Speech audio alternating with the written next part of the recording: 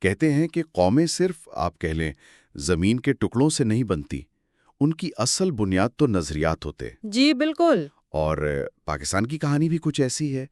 یہاں نظریہ ہمیشہ سے بہت اہم رہا ہے، ایک طرح کی طاقت جس نے ملک کی سمت متعین کی ہے۔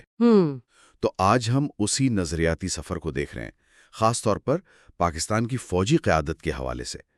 ہمارے پاس ظہیر احمد میر کی کتاب ہے جنرلوں کے نظریات اور پاکستان کی تعمیر۔ جی ہاں، اس کے کچھ اہم اقتباسات ہیں اور ان کی روشنی میں ہم یہ سمجھنے کی کوشش کریں گے کہ وقت کے ساتھ ساتھ فوج میں یعنی قیادت نے ریاست کے نظریے کو کیسے سمجھا اور پھر کیسے فروغ دیا۔ اچھا۔ یہ بڑا دلچسپ سفر ہے ویسے۔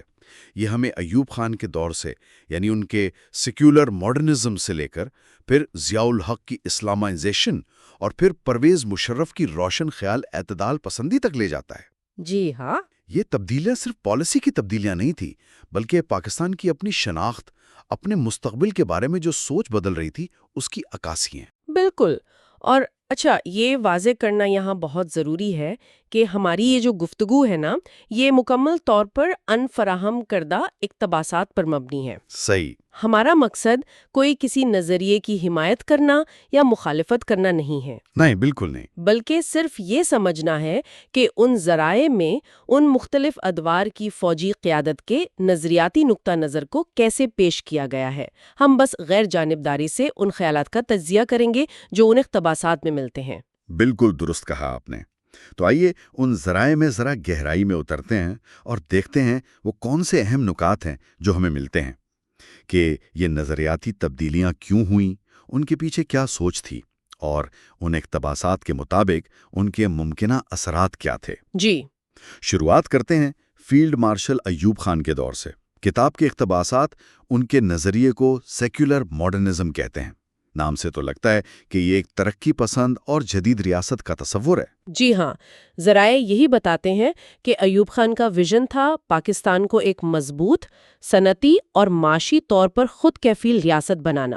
اچھا۔ ان کے نزدیک ترقی کا مطلب تھا بڑے بڑے ترقیاتی منصوبے، جیسے ڈیم بنانا، صنعت کاری کو فروغ دینا اور دنیا کے ساتھ عالمی برادری کے ساتھ مضبوط تعلقات بنانا۔ کتاب کے اقتباسات اس بات پر زور دیتے ہیں کہ ان کے نزدیک مادی ترقی ہی اصل میں قومی وقار اور شناخت کی بنیاد تھی۔ تو کیا ذرائع یہ بتاتے ہیں کہ اس سیکولر ماڈرنزم سے ان کی اصل مراد کیا تھی؟ یعنی کیا مذہب کو ریاستی امور سے بالکل الگ کرنا تھا؟ اقتباسات سے جو تاثر ملتا ہے وہ یہ ہے کہ ایوب خان کے نزدیک ریاست کی جو بنیادی ذمہ داری تھی وہ تھی معاشی ترقی اور نظم و نسق قائم کرنا۔ صحیح۔ مذہب کو وہ ایک ذاتی معاملہ سمجھتے تھے، یعنی اسے ریاستی پالیسی کی بنیاد نہیں بننا چاہیے۔ ذرائع کے مطابق ان کا خیال تھا کہ پاکستان کو اگر دنیا میں جگہ بنانی ہے تو اسے جدیدیت کو اپنانا ہوگا، سائنس اور ٹیکنالوجی کو، اور جو روایتی مذہبی تشریحات ہیں انہیں ترقی کی راہ میں رکاوٹ نہیں بننے دینا چاہیے۔ ڈیمز، فیکٹریاں، نئے شہر، یہ سب ان کے لیے قومی طاقت اور ترقی کی علامت تھے۔ یہ ایک واضح سمت نظر آتی ہے، یعنی معاشی ترقی سب سے پہلے۔ لیکن کیا ذرائع اس نقطہ نظر کے آپ کہہ لیں چیلنجز یا معاشرے پر اس کے کیا اثرات ہوئے، اس کا بھی کچھ ذکر کرتے ہیں؟ اقتباسات نہ براہ راست چیلنجز پر زیادہ تفصیل نہیں دیتے، لیکن وہ اس طرف اشارہ ضرور کرتے ہیں کہ یہ جو ترقی کا ماڈل تھا یہ ٹاپ ڈاؤن تھا، یعنی اوپر سے نافذ کیا گیا۔ اچھا۔ اس نقطہ نظر میں مادی ترقی کو ہی قومی فخر پیدا کرنے کا ذریعہ سمجھا گیا۔ ذرائع کے مطابق اس سوچ نے یقیناً کچھ شعبوں میں ترقی کی رفتار تو تیز کی، جی، لیکن یہ بحث طلب ہے کہ کیا یہ ترقی معاشرے کے تمام طبقات تک ایک جیسی پہنچی، اور کیا اس نے ملک کی نظریاتی بنیادوں کو مضبوط کیا یا کمزور۔ اس پر کتاب کے اقتباسات زیادہ گہرائی میں نہیں جاتے۔ تاہم یہ واضح ہے کہ ایوب کا فوکس بنیادی طور پر ہارڈ ویئر پر تھا، یعنی انفراسٹرکچر اور معیشت۔ ٹھیک۔ تو ایوب خان کا دور ہوا مادی ترقی اور دنیا کے ساتھ قدم ملانے کا دور، لیکن پھر جیسا کہ تاریخ بتاتی ہے حالات بدلتے ہیں اور ساتھ ہی نظریات بھی۔ اگلا اہم موڑ آتا ہے جنرل ضیاء الحق کا دور۔ یہ تو ایوب خان کے ماڈل سے بالکل مختلف سمت نظر آتی ہے۔ یقیناً ذرائع اس تبدیلی کو بہت واضح طور پر پیش کرتے ہیں۔ جہاں ایوب خان کا زور تھا سیکولر ماڈرنزم پر، وہیں جنرل ضیاء الحق کا نظریہ، جیسا کتاب میں بیان ہوا ہے، وہ تھا اسلامائزیشن۔ اسلامائزیشن، جی، یہ ایک بنیادی نظریاتی تبدیلی تھی۔ اب ریاست کی شناخت اور پالیسیوں کی بنیاد اسلام کو قرار دیا جا رہا تھا۔ تو اسلامائزیشن سے عملی طور پر کیا مراد تھی؟ ذرائع کیا تفصیل بتاتے ہیں اس حوالے سے؟ کتاب کے اقتباسات بتاتے ہیں کہ اس دور میں کئی اہم اقدامات ہوئے، جیسے شریعت قوانین کا نفاذ کیا گیا، حدود آرڈیننس نافذ ہوئے، جی، زکوٰۃ اور عشر کا نظام سرکاری سطح پر قائم کیا گیا تاکہ اسلامی معاشی اصولوں کو فروغ ملے۔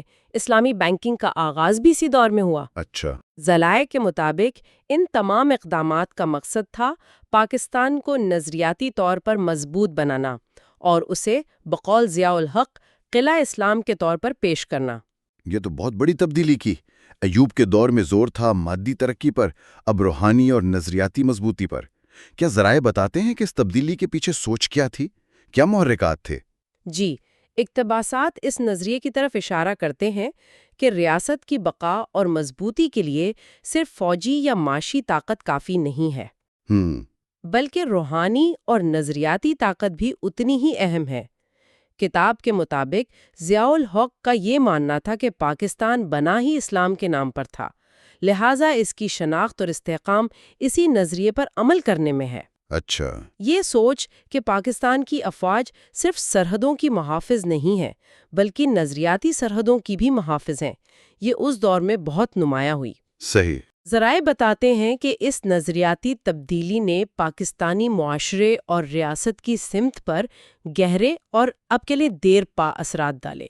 یہ صرف چند قوانین کی تبدیلی نہیں تھی، بلکہ یہ ایک شعوری کوشش تھی قومی بیانیے اور شناخت کو اسلامی رنگ میں رنگنے کی۔ یہ نقطہ واقعی اہم ہے کہ فوج کو نظریاتی سرحدوں کا محافظ سمجھا جانے لگا۔ کیا ذرائع اس بات کا بھی ذکر کرتے ہیں کہ اس اسلامائزیشن کے معاشرے پر کیا اثرات ہوئے؟ یعنی کیا اس سے معاشرے میں ہم آہنگی بڑھی یا تقسیم پیدا ہوئی؟ اس حوالے سے اقتباسات میں کوئی اشارہ ملتا ہے؟ اقتباسات نہ براہ راست سماجی ہم آہنگی یا تقسیم کے نتائج پر کوئی تفصیلی بحث نہیں کرتے۔ اچھا، لیکن وہ یہ ضرور واضح کرتے ہیں کہ اس پالیسی نے ریاست اور مذہب کے تعلق کو بنیادی طور پر بدل دیا۔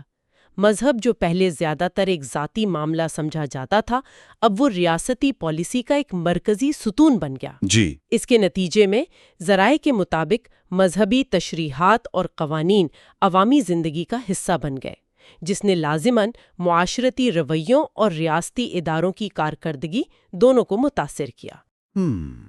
کتاب کے مطابق یہ دور پاکستان کی نظریاتی تاریخ میں ایک فیصلہ کن موڑ تھا، جس کے اثرات آج بھی محسوس کیے جاتے ہیں۔ تو ہم نے دو بالکل مختلف نظریاتی ادوار دیکھے، ایک کا مرکز مادی ترقی، دوسرے کا مذہبی شناخت۔ اس کے بعد کہانی ایک اور موڑ لیتی ہے۔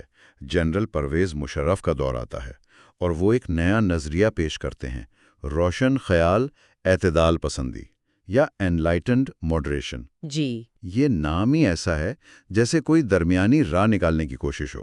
بالکل۔ یہ روشن خیال اعتدال پسندی آخر تھی کیا؟ ذرائع اس نظریے کو کس طرح بیان کرتے ہیں؟ اقتباسات کے مطابق روشن خیال اعتدال پسندی کا جو بنیادی خیال تھا وہ یہ تھا کہ اسلام اور جدیدیت یا ایمان اور ترقی، روایت اور گلوبلائزیشن یہ ایک دوسرے کی ضد نہیں ہے۔ اچھا، بلکہ ان میں توازن پیدا کیا جا سکتا ہے۔ یہ نظریہ ایک طرح سے آپ کہہ لیں ایوب خان کے ماڈرنزم اور ضیاء الحق کی اسلامائزیشن کے درمیان ایک راستہ تلاش کرنے کی کوشش تھی۔ صحیح۔ اس کا مقصد تھا پاکستان کو دنیا کے سامنے ایک جدید، ترقی پسند اور اعتدال پسند مسلم ریاست کے طور پر پیش کرنا۔ ذرائع بتاتے ہیں کہ اس نظریے کے تحت تعلیم، خاص طور پر سائنسی تعلیم اور معاشی ترقی پر دوبارہ زور دیا گیا، لیکن اسلامی شناخت کو ترک کیے بغیر۔ یہ تو کافی پیچیدہ توازن لگتا ہے۔ کیا ذرائع اس نظریے کے پس منظر پر یا اس کی ضرورت کیوں پیش آئی اس پر کوئی روشنی ڈالتے ہیں؟ یہ تبدیلی کیوں آئی؟ کتاب کے اقتباسات اس طرف اشارہ کرتے ہیں کہ یہ نظریہ بڑی حد تک 9/11 کے بعد جو عالمی حالات بدلے اس کا رد عمل تھا۔ اچھا، 9/11 کے بعد؟ جی، دنیا بھر میں خاص طور پر مغرب میں اسلام اور مسلمانوں کے بارے میں جو خدشات پیدا ہوئے تھے ان کے پیش نظر شاید یہ ضرورت محسوس کی گئی کہ پاکستان کا ایک ایسا امیج پیش کیا جائے جو شدت پسندی کے بیانیے کی نفی کرے۔ صحیح۔ ذرائع کے مطابق یہ اندرونی دباؤ کا بھی نتیجہ ہو سکتا ہے، جہاں معاشرے میں ایک طبقہ تھا جو جدیدیت اور عالمی تقاضوں سے ہم آہنگی چاہتا تھا، جبکہ دوسرا اپنی مذہبی اور ثقافتی شناخت پر مضبوطی سے قائم رہنا چاہتا تھا۔ یعنی دونوں طرف سے۔ جی، لہٰذا روشن خیال اعتدال پسندی ایک کوشش تھی کہ ان دونوں تقاضوں کو کسی طرح پورا کیا جا سکے۔ تو یہ ایک طرح سے عالمی سطح پر قابل قبولیت اور اندرونی طور پر شناخت کی حفاظت، ان کے درمیان توازن کی کوشش تھی۔ کیا ذرائع اس درمیانی راہ کو عملی جامہ پہنانے میں جو مشکلات آئیں یا اس کے نتائج کیا نکلیں اس کا ذکر کرتے ہیں؟ اقتباسات اس درمیانی راہ کے جو مضمرات تھے اور چیلنجز ان کا ذکر کرتے ہیں۔ ایک طرف تو ملک کو جدیدیت اور عالمی معیشت سے جوڑنے کی کوششیں تیز ہوئیں، میڈیا کو آزادی ملی، سماجی پابندیوں میں کچھ نرمی آئیں۔ جی۔ دوسری طرف اس بات کو بھی یقینی بنانا تھا کہ یہ اقدامات ملک کی جو اکثریتی آبادی ہے ان کے مذہبی اور ثقافتی احساسات سے متصادم نہ ہوں۔ یہ مشکل کام ہے۔ بالکل۔ ذرائع کے مطابق یہ توازن قائم کرنا انتہائی مشکل ثابت ہوا۔ روایت پسندی اور جدیدیت کے درمیان ہم آہنگی کیسے پیدا کی جائے؟ کیا مذہبی شناخت کو برقرار رکھتے ہوئے عالمی تقاضوں کو پورا کیا جا سکتا ہے؟ یہ سوالات اس دور کے مرکزی چیلنجز تھے، جیسا کہ کتاب میں بیان کیا گیا ہے۔ یہ ایک مستقل کشمکش تھی کہ کتنا بدلنا ہے اور کن اقدار پر قائم رہنا ہے۔ یہ اس نظریے کے نفاذ میں ایک بنیادی مسئلہ رہا۔ یہ واقعی ایک پیچیدہ تصویر بنتی ہے۔ تو اگر ہم ان تینوں ادوار کا خلاصہ کریں، ایوب خان کا سیکولر ماڈرنزم، جہاں مادی ترقی اور دنیا سے ہم آہنگی پر زور تھا، پھر ضیاء الحق کی اسلامائزیشن جس نے مذہبی شناخت کو ریاست کی بنیاد بنایا، اور آخر میں پرویز مشرف کی روشن خیال اعتدال پسندی جو جدیدیت اور روایت کے درمیان ایک مشکل توازن قائم کرنے کی کوشش تھی۔ بالکل۔ اور ان تمام نکات کو اگر ملا کر دیکھیں تو ان ذرائع سے جو ایک بڑی تصویر ابھرتی ہے وہ یہ ہے کہ پاکستان کی فوجی قیادت نے مختلف ادوار میں صرف ملک کے دفاع تک خود کو محدود نہیں رکھا، صحیح، اور ملک کی مجموعی سمت کا تعین کرنے میں بھی ایک بہت فعال اور آپ کہہ لیں مرکزی کردار ادا کیا ہے۔ اچھا، یہ نظریاتی تبدیلیاں محض ان رہنماؤں کی ذاتی پسند یا ناپسند کا نتیجہ نہیں معلوم ہوتی۔ اقتباسات سے یہ ظاہر ہوتا ہے کہ یہ تبدیلیاں وقت کے ساتھ بدلتی ہوئی قومی ضروریات، اندرونی سیاسی و سماجی حرکیات اور سب سے اہم بدلتے ہوئے عالمی حالات اور دباؤ کا بھی رد عمل تھیں۔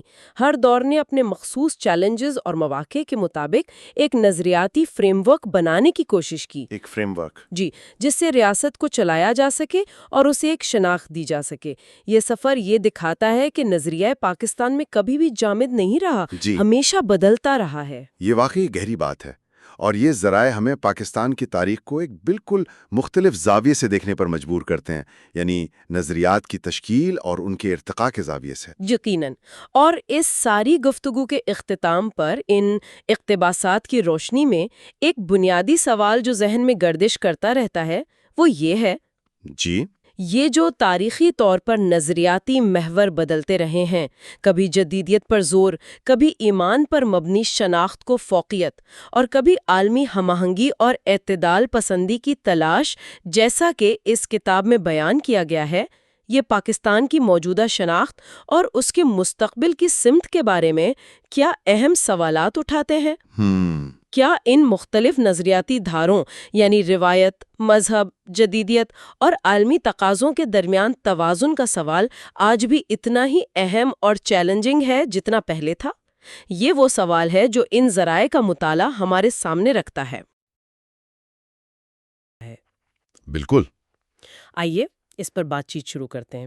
تو یہ جو نیا ویژن ہے ڈیجیٹل اسلامی ریپبلک، یہ تو نام ہی کافی منفرد سا لگتا ہے۔ جی، سننے میں ہی نیا ہے۔ ذرائع اسے صرف کوئی دفاعی یا معاشی پالیسی نہیں بتا رہے بلکہ ایک آپ کہہ لیں مکمل سماجی اور نظریاتی ڈھانچے کے طور پر پیش کر رہے ہیں۔ صحیح۔ اور سب سے زیادہ دلچسپ بات یہ ہے کہ یہ ٹیکنالوجی اور مذہب کو کیسے اکٹھا کرنے کی کوشش کرتا ہے۔ جی ہاں، یہ اس ویژن کا بالکل آپ کہہ لیں مرکزی خیال لگتا ہے۔ مواد کے مطابق اس کے جو بنیادی ستون ہیں ان میں چند اہم چیزیں شامل ہیں۔ اچھا، کیا ہے وہ؟ دیکھیں، پہلا تو ہے مصنوعی ذہانت یعنی آرٹیفیشل انٹیلیجنس یا اے آئی، اس پر مبنی گورننس۔ اچھا، اے آئی گورننس۔ جی، اس کا مطلب ہے کہ حکومتی امور، منصوبہ بندی، شاید فیصلہ سازی میں بھی کمپیوٹر سسٹمز اور ڈیٹا انالیسس کا بڑے پیمانے پر استعمال ہو۔ دوسرا، مالیاتی نظام کے لیے بلاک چین ٹیکنالوجی کا استعمال۔ بلاک چین، یہ تو آج کل بہت سننے میں آتا ہے۔ جی بالکل، یہ ایک طرح کا ڈیجیٹل لیجر سسٹم ہے جو لین دین کو بہت محفوظ اور شفاف بناتا ہے۔ خیال یہ ہے کہ اس سے شاید بدعنوانی کم کرنے میں مدد ملے۔ اچھا۔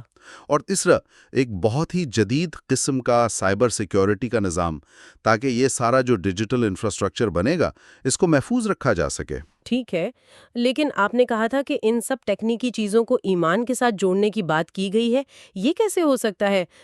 اے آئی اور ایمان، بلاک چین اور ایمان، ذرائع کیا کہتے ہیں اس بارے میں؟ دیکھیں، مواد یہ واضح کرتا ہے کہ یہ صرف ٹیکنالوجی کو اپنانا نہیں ہے، اچھا، بلکہ اسے اسلامی اقدار اور اخلاقیات کے دائرے میں رہ کر استعمال کرنے کا منصوبہ ہے۔ مثلاً کوئی مثال ہے اس کی؟ جی، مثال کے طور پر اے آئی گورننس میں شفافیت اور انصاف کے جو اسلامی اصول ہیں ان کو شامل کرنا۔ صحیح۔ یا پھر بلاک چین کے ذریعے ایک ایسا مالیاتی نظام بنانا جو سود سے پاک ہو اور زکوٰۃ جیسے نظاموں کو زیادہ مؤثر بنا سکے۔ اچھا، یعنی ٹیکنالوجی کو اسلامی مقاصد کے لیے استعمال کرنا۔ بالکل، مقصد یہ بیان کیا گیا ہے کہ جدید ٹیکنالوجی کو اسلامی شناخت کے یوں کہیں کہ مخالف نہ سمجھا جائے، بلکہ اسے اسلامی اصولوں کے تحت استعمال کر کے پاکستان کو معاشی، دفاعی اور نظریاتی طور پر مضبوط بنایا جائے۔ یہ ایک طرح سے اسلام اور جدیدیت کے بیچ میں ایک پل بنانے کی کوشش ہے۔ یہ واقعی ایک بڑا دعویٰ ہے، ٹیکنالوجی کو اسلامی روح کے مطابق ڈھالنا۔ یہ تو ایسا لگتا ہے کہ پاکستان کو ایک بالکل نئی شناخت دینے کی کوشش کی جا رہی ہے۔ جی، ایک ایسی ریاست جو ٹیکنالوجی میں بھی آگے ہو اور اپنی اسلامی بنیادوں پر بھی مضبوطی سے قائم رہے۔ بالکل۔ اچھا، اب یہ سمجھنے کے لیے کہ یہ ویژن کتنا نیا ہے یا یہ ماضی سے کس طرح مختلف ہے، ہمیں تھوڑا پیچھے دیکھنا ہوگا۔ بالکل، اور یہیں پر ہمارے زیر نظر مواد ایک تاریخی موازنہ پیش کرتا ہے۔ دیکھیں، یہ سمجھنا بہت ضروری ہے کہ پاکستان کی تاریخ میں مختلف فوجی رہنماؤں نے ملک کی سمت کے لیے مختلف نظریاتی فریم ورکس پیش کیے ہیں۔ صحیح۔ یہ کوئی آج کی بات نہیں ہے، اس کی ایک پوری تاریخ ہے۔ اچھا۔ ہاں، اور مواد اس موازنے کو کافی واضح طور پر سامنے لاتا بھی ہے۔ اگر ہم ماضی پر نظر ڈالیں تو سب سے پہلے جنرل ایوب خان کا دور آتا ہے۔ جی، ذرائع اسے سیکولر ماڈرنزم یا لادینی جدیدیت کا دور کہتے ہیں۔ مغربی طرز پر سنتی ترقی، معاشی اصلاحات، قانون سازی، ان چیزوں پر زور تھا، جبکہ مذہب کو ریاستی معاملات سے تھوڑا الگ رکھا گیا۔ جی، نسبتاً الگ۔ اس کے بعد پھر جنرل ضیاء الحق کا دور آیا، جس کی پہچان بنی اسلامائزیشن یا نفاذ اسلام۔ بالکل مختلف۔ جی بالکل الٹ، یہاں زور بالکل مختلف تھا۔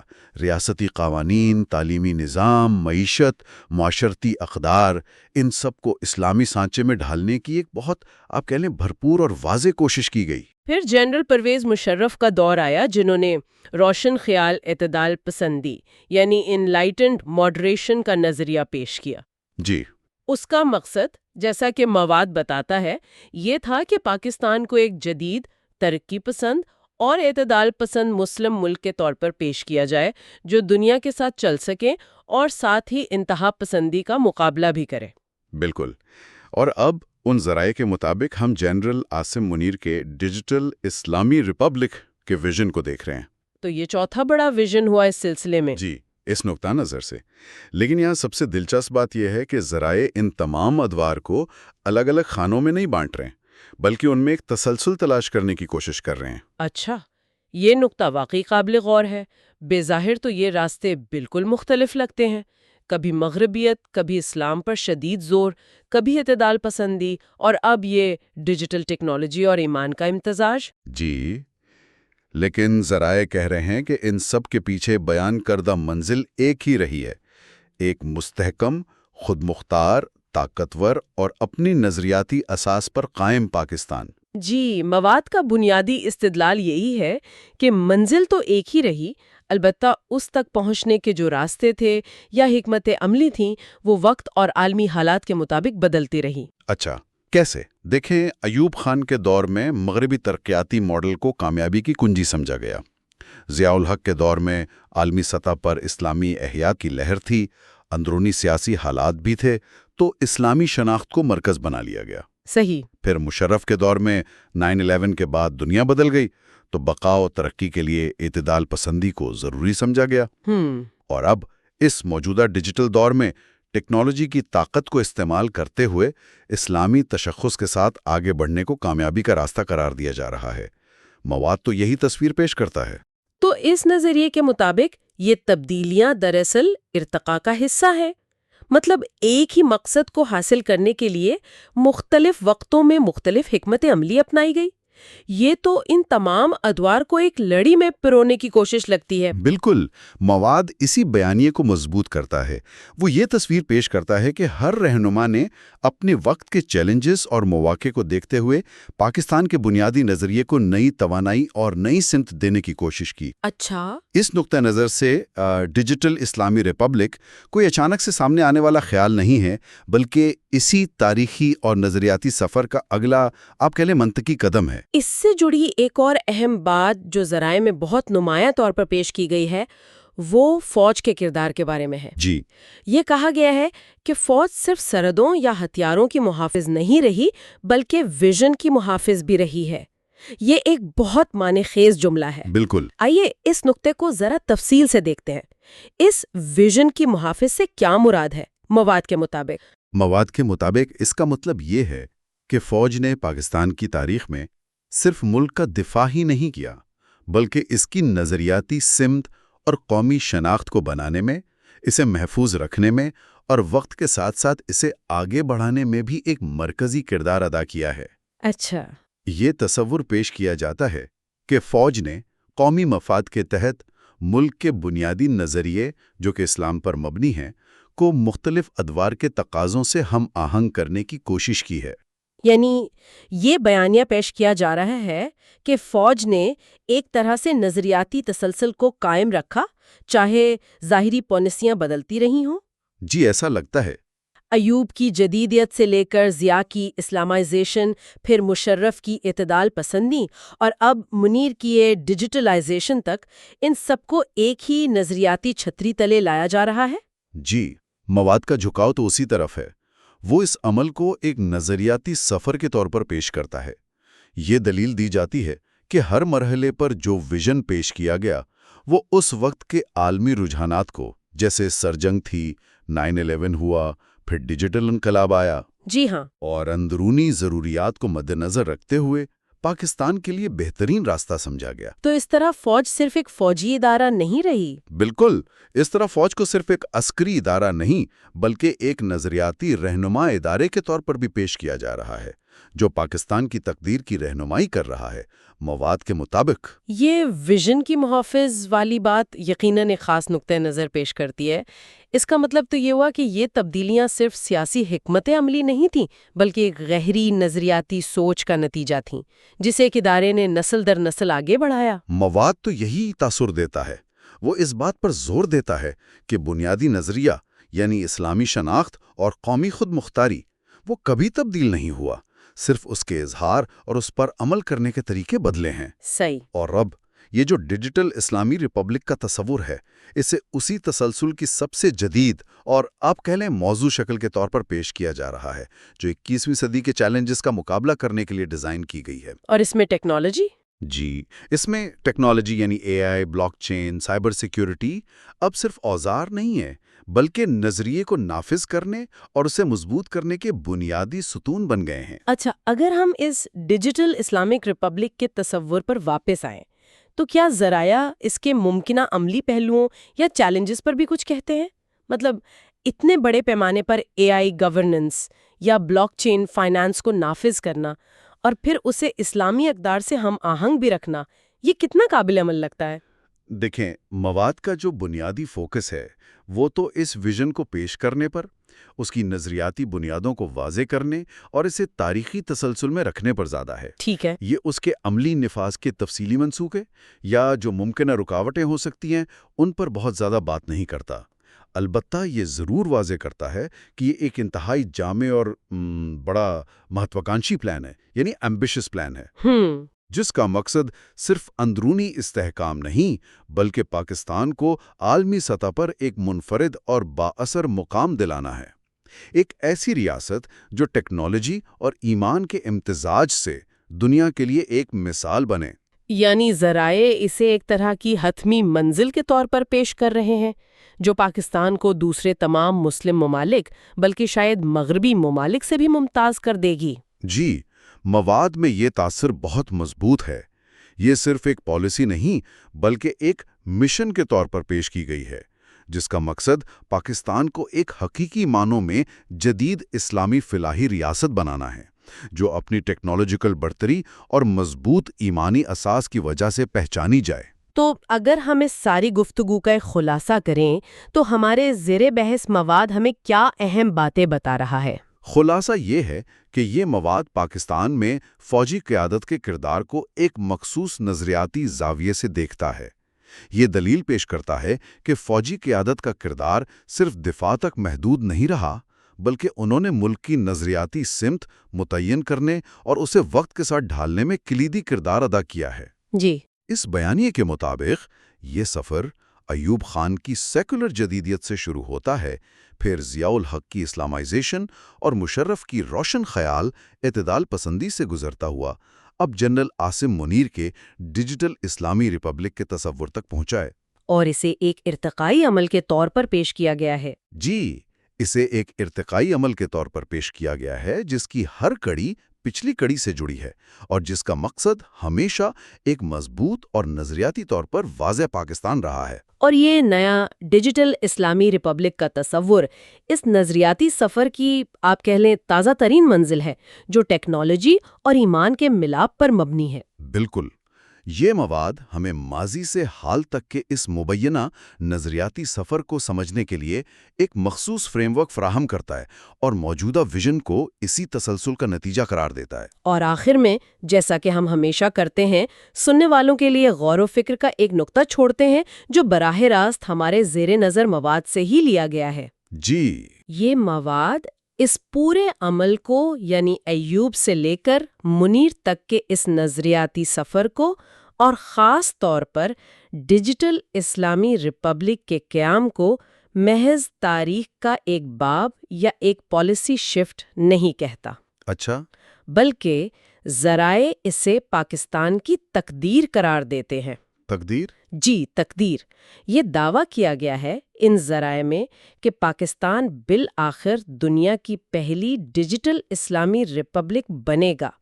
یہ ایک انتہائی بڑا اور غور طلب بیان ہے۔ یقیناً۔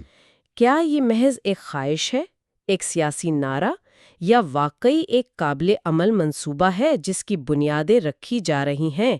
اس پر یقیناً مزید سوچ بچار کی گنجائش ہے۔ بالکل، یہ ایک اہم سوال ہے جس پر غور کرنا چاہیے۔